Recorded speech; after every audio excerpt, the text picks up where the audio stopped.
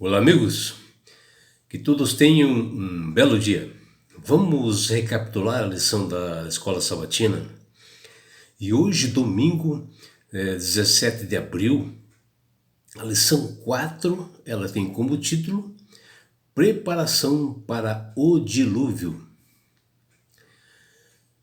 A lição de hoje, ela está no livro de Gênesis, no seu capítulo 6, versículos 13 e 14, e também no capítulo 7, versículo 10, onde ali nós podemos aprender sobre o incrível relato, né, da história humana primitiva, mencionada, né, por Moisés, inspirada por Deus, que ele escreve nesse livro, e ele fala de uma pessoa de uma conduta reta, um homem honesto, temente a Deus, chamado Noé,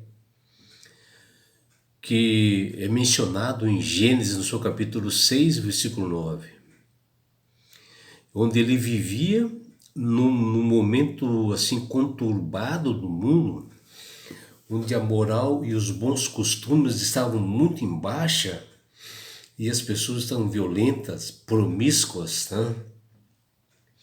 E Deus resolve realmente fazer de Noé um pregador para alertar o mundo sobre essa perdição. E Moisés, em seu livro, né, de Gênesis, ele já começa falando o seguinte, ó: eis a história de Noé. Era um homem justo, íntegro, e entre os seus contemporâneos, Noé andava com Deus. Se vejam, no momento obscuro do mundo, este homem, Noé, andava com Deus, um homem temente, vivia em comunhão com Deus. E um mundo realmente muito mal.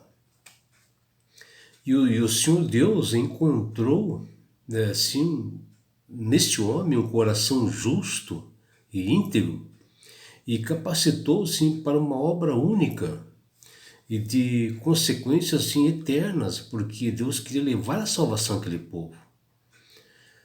Este homem, Noé, com uma obediência incrível e irrestrita, obedeceu realmente a Deus e começou a pregar. Assim como Daniel, que foi um profeta, né, que ele alertava o que ia acontecer pelo futuro,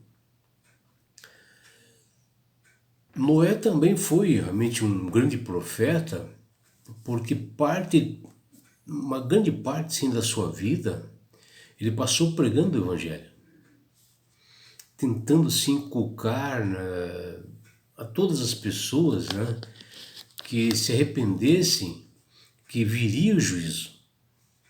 E isto ele passou um tempo, 120 anos fazendo isto, pregando o Evangelho para que houvesse a transformação de corações, que as pessoas se arrependessem.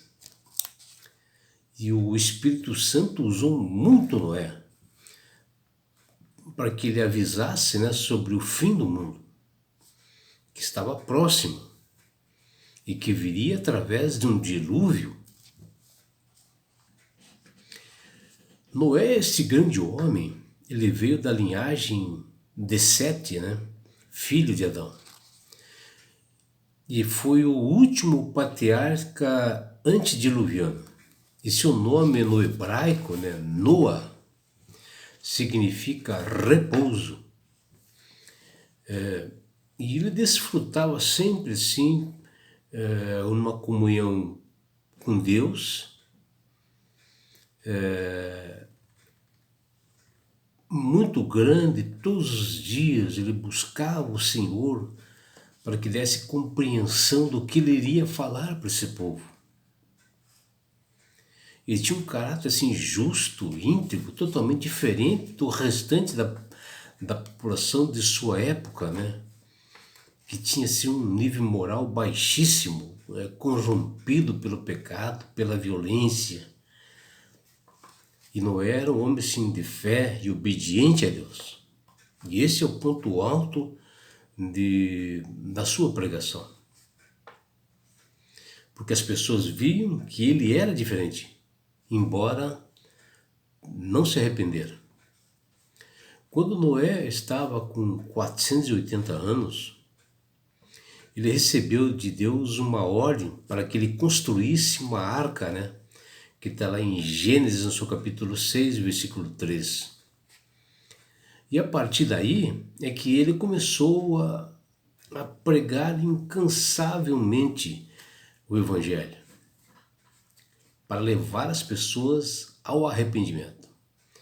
Porém, ele não teve resultados, pois não houve arrependimento, as pessoas não aceitaram essas boas novas de Deus. Porque esse povo ele era muito adúltero, promíscuo, com várias esposas, eram violentos, corruptos, amantes mais dos prazeres, né, do que as coisas de Deus. As qualificações assim espirituais de que fizeram na diferença, né, na vida de Noé é que ele achou graça aos olhos de Deus. Sabe, quando você busca o Senhor e sente esperança e fé, e foi assim que Noé sentiu em Deus. Confiança, né? E apesar de toda a complexidade assim no processo assim da construção desta arca, né, numa engenharia bem diferenciada, né, da época, cujo nome assim da arca no hebraico chama-se Tevá, onde nas Sagradas Escrituras foi usada essa mesma palavra hebraica para cesto, né? Em que a mãe de Moisés, a Joquebede, ela utilizou para colocar Moisés, quando ele recém-nascido, nas águas do Nilo, porque havia uma perseguição por parte do faraó em matar aquelas crianças. E ela, para salvar a vida de Moisés, colocou ele nesse cesto. E este cesto chama-se também Tevá, o mesmo nome da arca.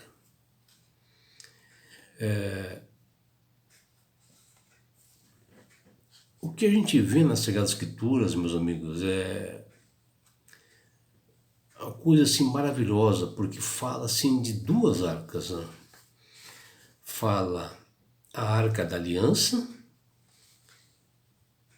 onde lá ficava, né, os 10 mandamentos, depois que Moisés veio esse mundo aqui e se tornou um profeta e um homem de Deus, essas arcas, esses mandamentos ficaram guardados dentro dessa arca. E também a arca de Noé. O incrível é que as duas simbolizavam salvação. Moisés construiu a arca tudo conforme Deus lhe havia ordenado, conforme o projeto de Deus, conforme Deus detalhou para Moisés, para Noé. Ele construiu esta arca. Noé construiu essa arca conforme determinações divinas. Um projeto estrondoso, maravilhoso. Veja a inteligência desse homem, Noé, que ele era inspirado por Deus. Deus deu sabedoria para ele construir uma arca com uma arquitetura tremenda, onde ela foi feita tudo de madeira, assim, de lei, com compartimentos, né? Deus instruiu Noé para ele preparar tudo conforme assim, um projeto assim, divino, fazendo assim conforme as ordens de Deus, até que aparece assim nesse livro de Gênesis, né, que está no hebraico, a palavra azá, ou seja, faça.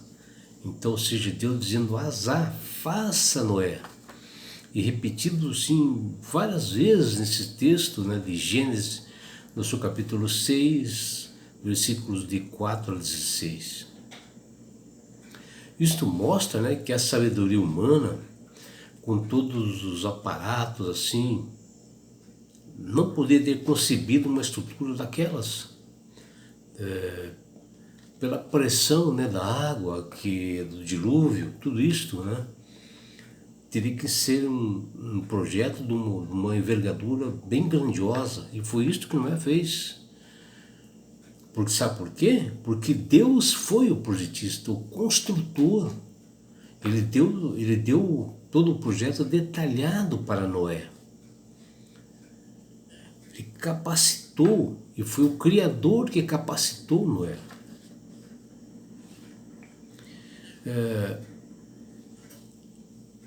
E daí Noé, assim, pela sua obediência, está assim como uma parte assim do plano divino para a salvação de pessoas. Porque Deus escolheu um homem temente a Ele, um homem que houvesse com comunhão. E essa obediência de Noé é que levou a ser escolhido. Ele foi salvo, meus amigos, porque ele teve fé, foi perseverante para fazer o que Deus lhe havia ordenado. Está em Hebreus capítulo 11, versículo 7. E ele foi um dos primeiros exemplos assim, de fé verdadeira, mesmo diante de muitas dificuldades num mundo corrompido. Um homem realmente consagrado a Deus. E é por isso, meus amigos, que nós temos que observar e avaliar as obras que Deus deu para essas pessoas comprometidas, cujo objetivo não era só tentar salvar aquelas pessoas daquela época, mas para salvar nós, para que o Evangelho chegasse até nós. Porque Deus sempre quis ter um relacionamento comigo e com você. E sabe por que Ele quer te salvar? Porque Ele te ama. Porque Ele quer te levar para as mansões celestiais, um lugar onde haja mais dor, não haja essas aflições que nós temos nesse mundo. E sabe por que Ele quer fazer isso? Porque Ele te ama. Tenhas um belo dia. Abraços do seu amigo João Carlos Amorim.